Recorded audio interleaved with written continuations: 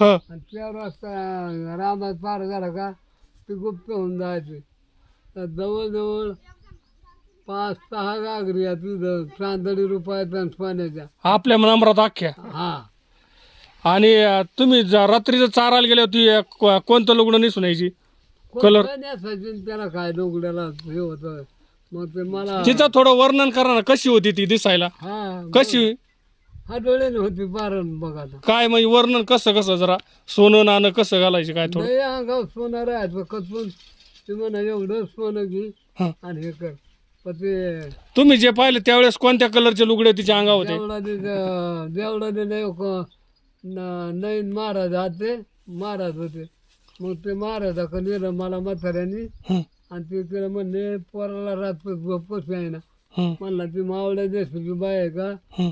तिथं ह्या कंप्लीट करून टाकतो. मग त्यांनी काय ती भरून दिलेली आहे.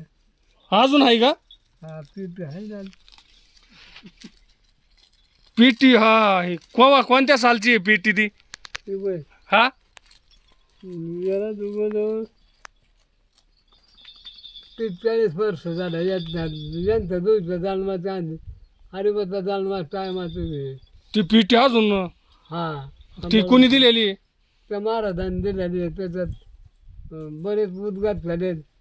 नरक्या मसण्या काय आणखीन बरेच हे तर ते घातलं नाही का मग ते हे आणि ते बैल घेऊन गेले की तिला कसं काय कळायचं तुम्ही तिथं आलात म्हणून वर राहणार आपल्या तिकडे. जिथं यायचं नेऊन घालायचं. जिथं नाही का एक दिवस मला असंच पान पडलं हां आणि ते सगळं हे झालं आणि सूर्यपार असा इतका आलाय हां आणि ते पांघरून नंतर काढितोय आणि टाकतोय हे करतोय ते इकून दिदी पळत आली. पण बाबा काय करतो म्हणलं अरे निर्वखत झालाय ना आता काय म्हणजे आता संध्याकाळच्या 8 वाजल्यात. हां अगो बाबा म्हणलं 8 द्यावा.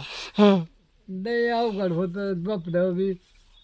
दपल्यावर बी हे होतं लई. हां दपल्यावर बी असं उंच वर जातो उचन वरून खाली येतो. असं होतं. लई अवघड आहे. हा. आणि कुकाचा केवढा टिळा राहायचा तिचा. लई मोठा राहायचा एवढा मोठा पेपर पान पिकलांचे.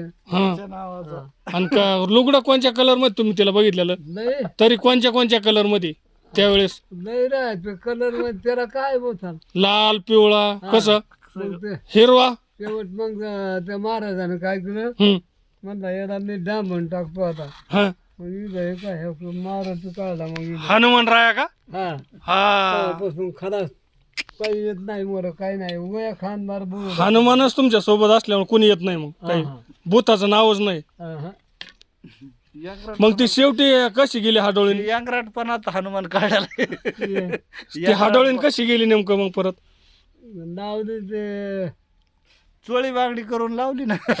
नामदेवाचा जो काजळा तांदळा काढा तिला बांगड्या भरल्या तुपा पोळ्यात जेवण केलं म्हणून लावली. ते बी लई भारी होतं का हा मग त्याने बी लावलं. हा चांगलं चांगला एखादा माहितीतला माणूस आणला का हा तर बरोबर तो काढून देईन आपल्या एवढ्या नंबरातला. पण तो चांगला माणूस 4 घागरी. आणि तुम्ही जर उठले ना एखाद दिवस तर ती बरोबर इथं यायची का आपल्या गोठ्याचं होतं हा कडी वाजायची का हा आणि काय म्हण चलायचे बायला माग 4 वाजता राहायचं. तुमच्या सोबत का. हा तर ते एखादा माहितीतला माणूस आणला का मी का त्यांना ते आता एक नवीन यंत्र निघलंय. हा ते आपण कुठं बसलो आणि कुठं नाही ते सगळं कळत वर कुठं तरी का हा तो माणूस जर आणला का तर ते एवढं दण काढून द्यायला वाचलाय. किती हांडे येत. 5 5 हांडे. 5ची पांडवाला दिलेत का. शेवटला वाटण्या बदलून देत नाही. म्हणजे आपल्या 5 पांडव येतात तुम्ही धरून 5 पांडव आहेत ना सगळे. हा.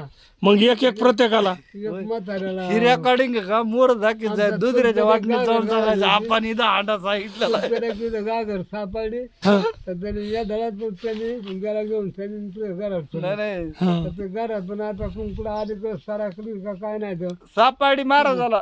सापडली का हा आपल्या घरात का. हा महाराजाला सापाडी. बघ हाय का.